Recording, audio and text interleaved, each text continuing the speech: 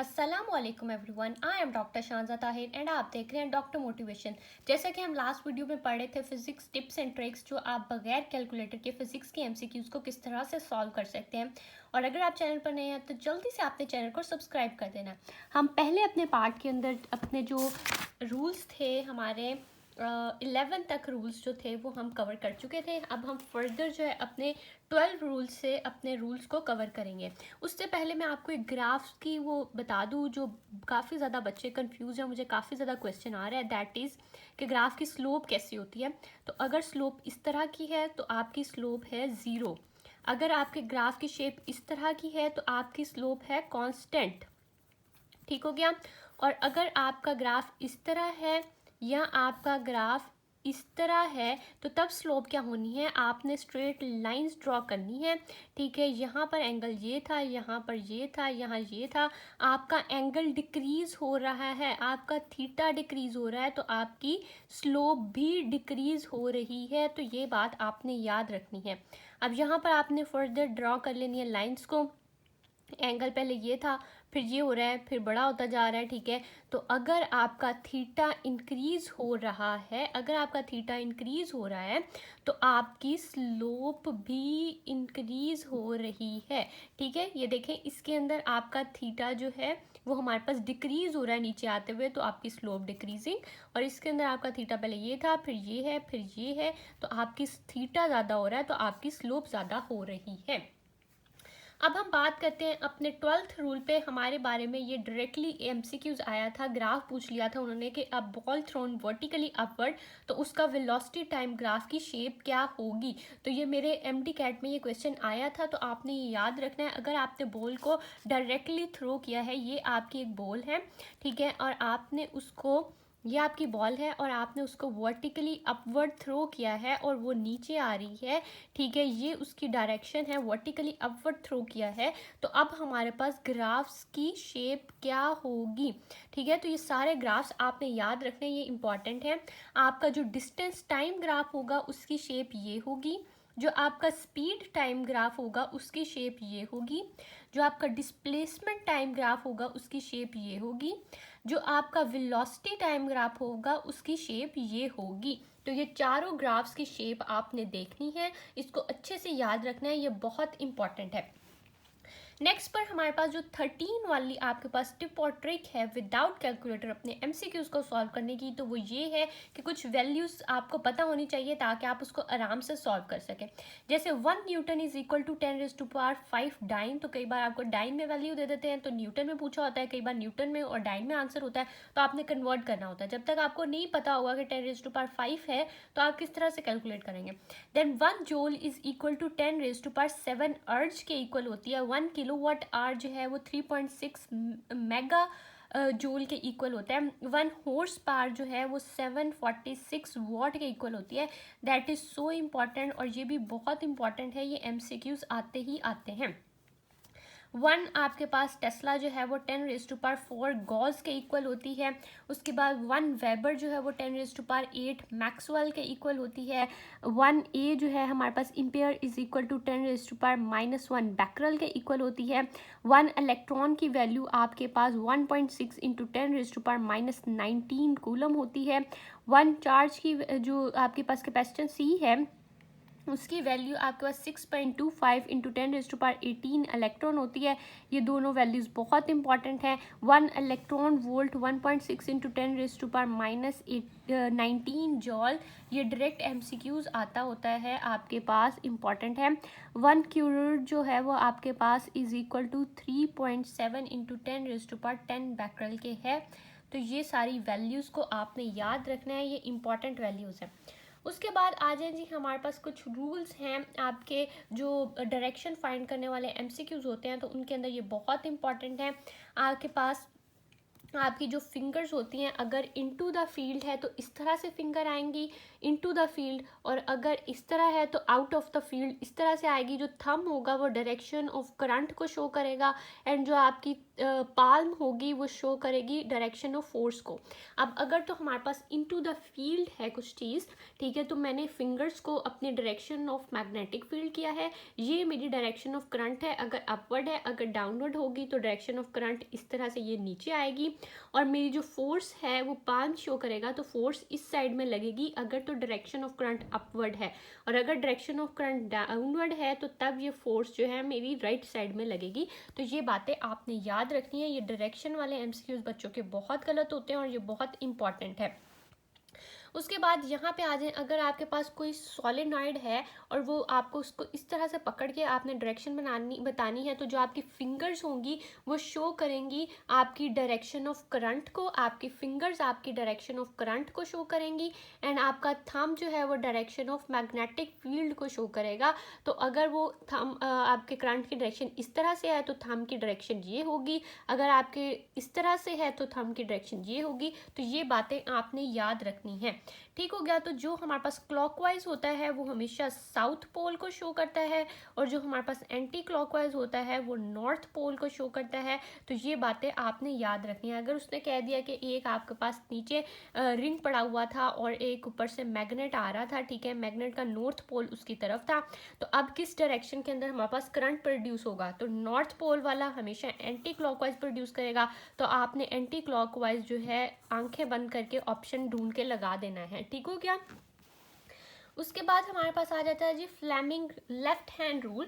तो Fleming left hand rule आपने किस तरह से करना है, अपनी दो फिंगर्स को बंद करना है, and that is the way कि जिस तरह से आपको प्रेजेंट करना है। थंब की जो डायरेक्शन है वो आपकी फोर्स को शो करेगी, जो आपकी ये वाली फिंगर है इसकी डायरेक्शन आपकी मैग्नेटिक फील्ड, और ये जो फिंगर है इसकी डायरेक्शन आपके करंट को शो करेगी। तो ये होगा आपका फ्लेमिंग लेफ्ट हैंड रूल। तो ये आपने जहाँ पर भी पूछा तो आपने इस तरह से बनाना है। उसके बाद आ गया जी हमारे पास राइट हैंड ग्रिप रूल। तो राइट हैंड ग्रिप रूल में आपने कोई भी वायर को पकड़ लिया, करंट की डायरेक्शन में आपके थंब आएगा, एंड आपकी फिंगर्स जो है वो मैग्नेटिक फील्ड को शो करेंगी। तो ये बातें आपने याद रखनी है। ये राइट हैंड ग्रिप रूल था। ठीक है, ग्रिप रूल के अंदर आपने ऐसे ग्रिप करनी है, एंड थंब की डायरेक्शन करंट में, एंड आपकी डायरेक्शन जो है वो मैग्नेटिक फील्ड में। ठीक है, और अगर कोई सॉलिनॉइड है तो आपने क्या करना है, उसके अंदर करंट की डायरेक्शन फिंगर्स पे और थंब की डायरेक्शन आपके मैग्नेटिक फील्ड पे। तो ये बहुत इंपॉर्टेंट थे आपके सारे एमसीक्यूज, तो आपने इनको अच्छे से याद रखना है। फर्दर आ जाता है जी हमारे पास कि आपकी अंडर रूट की जो वैल्यूज़ हैं, आपकी अंडर रूट 1 है तो 1 आएगा, अंडर रूट 2 है तो 1.4 आएगा, अंडर रूट 3 है तो 1.7 आएगा, अंडर रूट 4 है तो 2 आएगा, 5 है 2.2 आ जाएगा, 6 है, ठीक है, तो आपने ना 2 लगाते जाना है, 4 के बाद 2 4 6, तो ये 8, ये आपके बन जाएंगे 5 6 7 8 की वैल्यूज़। और अंडर रूट 3 जो है अंडर रूट 9 जो है वो 3 के इक्वल होता है। तो ये अंडर रूट की सारी वैल्यूज़ आपने याद रखनी है। कई बार आपको आ जाता है आंसर अंडर रूट 3 क्या है, अंडर रूट 2 क्या है, तो आपको नहीं पता होगा तो आप सॉल्व नहीं कर सकते। उसके बाद हमारे पास आ जाता है कि अगर आपको इस तरह से दिया हुआ कि x की पावर कुछ है, b है और a है, और अब उसको किस तरह से सॉल्व करना है, तो आपने इसको इस तरह से सॉल्व करना है कि x, ठीक है, और जब मल्टीप्लाई हो रहा है तो ये दोनों पार्ट्स ऐड हो जाएंगी। तो इस तरह से आपका ये क्वेश्चन सॉल्व होना आता है। जब आपके पास यही हमारे पास डिवाइड के अंदर आ जाता है तो x जब ऊपर जाता है तो ये माइनस हो जाता है, तो a माइनस बी के अंदर आपका आंसर आएगा। तो ये इस तरह से होगी। अगर तो आपके इस तरह से मल्टीप्लाई में ये शो करते हैं, तो मल्टीप्लाई में कैसे होना है कि आपकी x की बार आपने इसको मल्टीप्लाई कर देने से 3 1 ज़ा 3 3 2 ज़ा 6, तो आपने लगा देना है 6। ठीक हो गया। उसके बाद आपका आ जाता है कि अगर 1/2 दिया हुआ है आपको तो कैसे सॉल्व करना है। तो 1/2 जो है वो x की बार अंडर रूट होता है, तो हमने यहाँ सारे अंडर रूट सॉल्व कर लिए हैं। अगर वो कहता है कि अब अंडर रूट 2 है, तो आपको पता है कि अंडर रूट 2 जो है वो हमारे पास 1.4 है, तो आपने लिख देना है 1.4। अंडर रूट 3 कहता है तो आपने लिख देना है 1.7। ठीक है, इस तरह से जो भी वैल्यू वो आपको कहता है आपने उसके मुताबिक इसको सॉल्व कर लेना है। यहाँ आप इसको इस तरह से भी सॉल्व कर सकते हैं कि x 1/2 है आपके पास, तो आपने बोथ साइड्स को मल्टीप्लाई कर लेना है with the square, both sides का आपने यहाँ पर कोई x है, आपने उसका भी स्क्वायर ले लेना है। अब ये इससे कट जाएगा, x is equal to x square. अब स्क्वायर आप आराम से कर सकते हैं, x की वैल्यू अगर आपके पास 2 है तो आपने 2 का स्क्वायर करना है, तो 2 इंटू 2 कर लिया। आपके पास 10 है तो 10 इंटू 10 कर लिया। आपके पास जो भी है उसको आपने 2 बार मल्टीप्लाई कर लेना है, तो ये आपके लिए ईजी हो जाएगा इस तरह से बगैर कैलकुलेटर के इस तरह की वैल्यूज़ को सॉल्व करना। उसके बाद हमारे पास आ जाता है जी 8 इंटू 10⁻⁴ है और 8 इंटू 10⁻⁻⁴ है। तो अब ये कैसे होना है, 8 इंटू 10⁻⁴ 4, 1 2 3 4, 4 जीरो आपने लगा लिए और ये 8 के साथ 1 2 3 4, 4 जीरो ऐड ऑन हो गए। अब ये 4 जीरो इस साइड में ऐड ऑन हुए हैं, तो ये हमेशा आपके इस साइड में ऐड ऑन होने हैं जब पॉजिटिव में है, और अगर यही आपके नेगेटिव में है तो ये ज़ीरो आपके इस साइड में ऐड ऑन होने हैं। जैसे कि आपके पॉइंट लगाना है आपने 1 2 3 4 और फिर 8, तो दैट इज़, इधर भी एक ज़ीरो आप लगा सकते हैं, उसके पॉइंट से इधर वाले ज़ीरो की कोई वैल्यू नहीं होती, तो ठीक है। जब आपके माइनस के अंदर है तो आपके 8 के इधर वाली साइड में आपके ज़ीरो ऐड होने हैं, और अगर वो पॉजिटिव में है तो आपके 8 के इधर वाली साइड के अंदर ज़ीरो ऐड होने हैं। तो ये बातें आपने छोटे छोटे टिप्स एंड ट्रिक्स को याद रखना है। उसके बाद आपके पास आ जाता है जी पॉइंट में वैल्यू दी हुई है, ठीक है, उसकी परसेंटेज निकालनी है इस तरह करके, और अब आपको समझ नहीं आ रहा है इसको किस तरह से सॉल्व करना है। बहुत आसान तरीका है, आपने पॉइंट को इस तरह करके नीचे जितने भी ये जो पॉइंट होता है ना उसकी जगह पे हमारे पास आ जाता है 1, ठीक है, और 1 के बाद जितने भी डिजिट हो उतने आपने ज़ीरो लगा लेने। अब मेरे पास सिर्फ एक डिजिट था, मैंने एक ज़ीरो लगा लिया, ये 10 इस 10 से कैंसिल हो गया, ठीक है, 4 1 जार 4 2 जार, ठीक है, 2 आ गया, 2 1 जार 2 5 जार, तो आंसर आपके पास आ गया 5। अब मैं आपको कोई और भी सॉल्व करके बता देती हूँ, देखें 0.22, ठीक है, और नीचे हमारे पास 2, ठीक है। अब आपने इसको ख़त्म किया, आपने नीचे लगा लिया और यहाँ परसेंटेज में 100 था, आपने इस पॉइंट की जगह पे लगाया 1 और जितने डिजिट हैं उतने आपने लगाए 0। अब ये 0 इस 0 से कट गया, 2 1 जार 2 एंड 1 1। अब आपके पास आंसर आ जाएगा 11। तो आपने ये MCQs याद रखने हैं किस तरह से सॉल्व होने हैं। अब आपके पास कोई ट्रायंगल दिया हुआ है और उसके अंदर आपको वो कहता है कि कैलकुलेट करना है, तो आपको किस तरह से कैलकुलेट करना है उसका एम्पलीट्यूड, ठीक है। तो ये फॉर्मूला होता है हमारे पास एक्स स्क्वायर, पाइथागोरियन थ्योरम इसको कहते हैं। X square is equal to आपके पास ए का स्क्वायर और ये हमारे पास बी का स्क्वायर, तो आपने दोनों को ऐड कर लेना है। 3 का स्क्वायर इंटू आपका 4 का स्क्वायर, ठीक है, 3 का स्क्वायर हमारे पास 9 आता है, 4 4 16 आता है, ठीक है, यहाँ एक्स स्क्वायर है। उसके बाद x square is equal to हमारे पास 25, ठीक है, x square is equal to 25, तो 25 का अंडर रूट ले लें एक्स स्क्वायर ख़त्म करने के लिए, तो x इज़ इक्वल टू 5, तो ये आपके पास आ जाता है। और अगर आपको ये वाली साइड दी हो उन्होंने और आपको कहीं ये फाइंड करना है, तो तब आपने ये टोटल वाली साइड में से इसको माइनस करना है। तब आपके पास फॉर्मूला होना चाहिए, आपके पास फॉर्मूला होना चाहिए एक्स स्क्वायर, यानी जो भी साइड आपने फाइंड करनी है, जैसे ए हमने फाइंड करनी है, और हमारे पास आ जाएगा जी बी का स्क्वायर माइनस ए का स्क्वायर, ठीक हो गया। अब हमारे पास ये वाली साइड हमने फाइंड करनी है, यानी हमने ये 3 वाली साइड फाइंड करनी है, तो मैं इधर वैल्यूज़ लगा लेती हूँ। ये हमारे पास 5 का स्क्वायर था और ये हमारे पास था जी 4 का स्क्वायर था, ठीक हो गया। अब 25 माइनस 16 किया मैंने तो 9 आ गया, अंडर रूट लिया तो 3 आ गया, तो ये आपका आंसर वही 3 दोबारा आ गया जो यहाँ पर गिवन था। तो वो आपने इस तरह से माइनस करके कैलकुलेट करना है। उसके बाद अगर आपके x के नीचे 0 हो तो दैट इज़ इन्फिनिटी। x के नीचे हमेशा 0 इज़ इक्वल टू इन्फिनिटी। ये वैल्यू बहुत इंपॉर्टेंट है, बहुत इंपॉर्टेंट है। x ओवर 0, x 0 किसी भी चीज़ को डिवाइड कर रहा है तो दैट इज़ इन्फिनिटी, ठीक है। और हमारे पास अगर किसी भी चीज़ किसी भी डिजिट को इन्फिनिटी डिवाइड कर दिया तो दैट इज़ इक्वल टू 0। अब हमारे पास 100/0 है तो दैट इज़ इन्फिनिटी, ठीक है। हमारे पास 1000/0 है तो दैट इज़ इन्फिनिटी।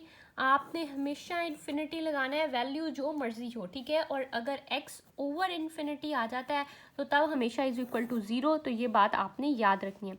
उसके बाद हमारे पास ये एक एंगल वाला क्वेश्चन है, बार बार आ जाता है, तो आपने ये याद रखना है। आपका एंगल वाला क्वेश्चन ठीक है, वो रेशियो दे देता है R1 R2 की, तो tan 30 और tan 60। मैं अपनी पहली वाली वीडियो के अंदर ये आपको टेबल बनवा चुकी हूँ। आपने ये टेबल बना के अपने कहीं भी जहाँ पढ़ते हैं अपना कमरे में आपने इसको चिपकाना है और रोज़ आते जाते इस टेबल को पढ़ना है ताकि आपको ये टेबल याद हो जाए। अब tan 30 की वैल्यू 1/√3 है और tan 60 is equal to √3।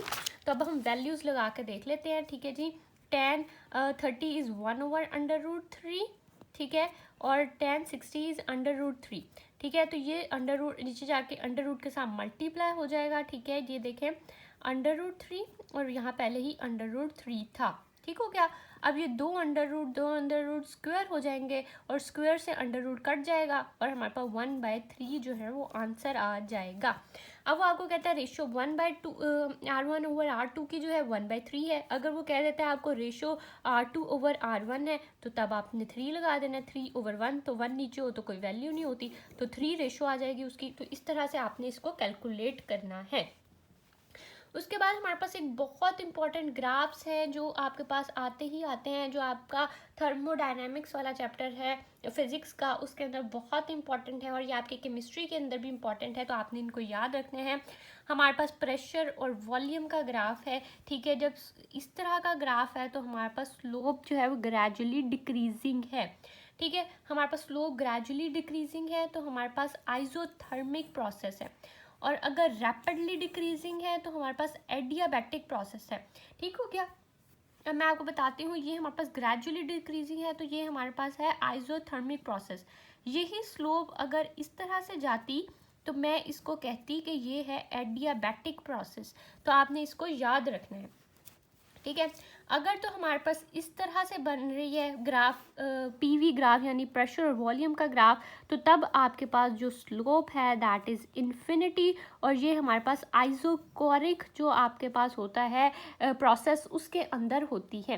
Then we have the ये मैं आपको पहले भी ग्राफ डिस्कस कर चुकी हूँ कि जब इस तरह का होगा तो तब आपके पास स्लोप होनी है 0, आपके पास स्लोप होनी है 0 के इक्वल, और ये हमारे पास होता है आइसोबैरिक ग्राफ। ठीक है, आइसोबैरिक प्रोसेस के अंदर आपके पास इस तरह का ग्राफ बनता है।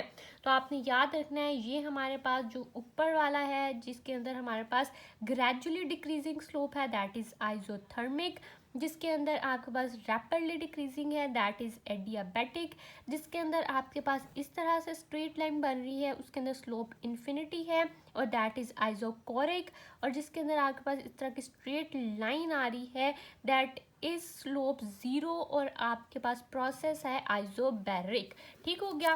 तो ये था हमारे पास सारे इंपॉर्टेंट जो आपके पास टिप्स एंड ट्रिक्स थे टू सॉल्व आपके इम्पॉर्टेंट जो हमारे पास विदाउट कैलकुलेटर आपके MCQs थे। तो आपके ये पार्ट 1 भी है और पार्ट 2 भी है, तो आपको ये सारी वीडियोस देखनी है। आप लाइक कर दें, शेयर कर दें और चैनल को सब्सक्राइब कर दें। That is all from my side. Thank you so much.